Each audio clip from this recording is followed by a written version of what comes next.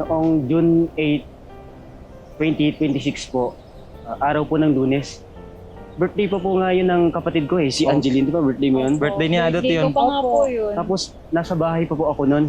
Tapos kami po noon nasa school. So, nung sa bahay po ako, biglang nagkaroon ng malakas na lindol po. Sobrang lakas po po. talaga. Sobrang lakas. Sa totoo lang po, first time po talaga namin yun. Like, hindi pa namin in-expect na ganoon po talaga kalakas.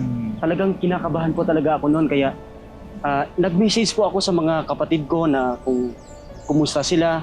Kaya naman po ako nun kaagad nun. Kasi po, nung time na lumindol po, pagkatapos medyo huminto na po siya, tapos pinapunta na po kami sa field.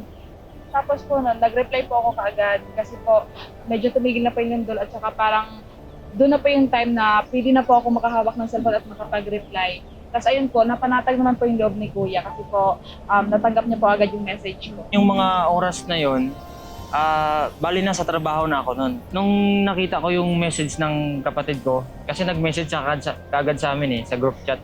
Sabi niya, "Kamuayos ko biyodo. Kumusta kayo dyan?" Sabi niya. Parang ang sarap sa pakiramdam na na meron kang kapatid na concern sa'yo sa ganung mga panahon na may mga pagsubok, na dama mo yung pagmamahal Iba yung pagmamahal ng pamilya na sa ganung mga panahon ay kinukumusta ka agad kung kumusta yung kalagayan mo. Nung nabalitaan po namin na merong psychological first aid activities, hindi po kami nagdalawang isip na dumalo po talaga. Opo. Kasi po, doon po tinuruan po nila kami kung ano yung dapat gawin sa panahon ng mga paglindol, kung paano kumalma po talaga. Malaki yung tulong sa amin. Lalong-lalo na po yun sa mga na-trauma talaga ng lindol.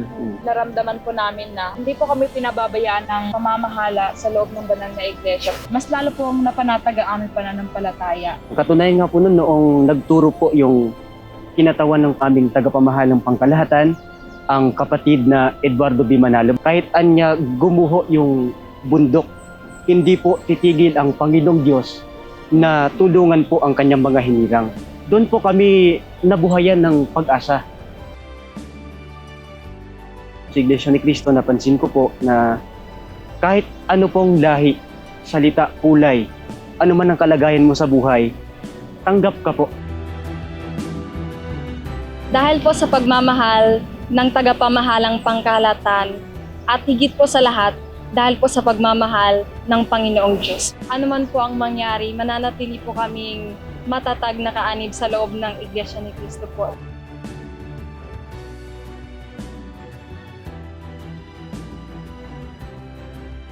Bong salamat ka Eduardo B. Manalo. Ray Kanbong Nawa Mayu.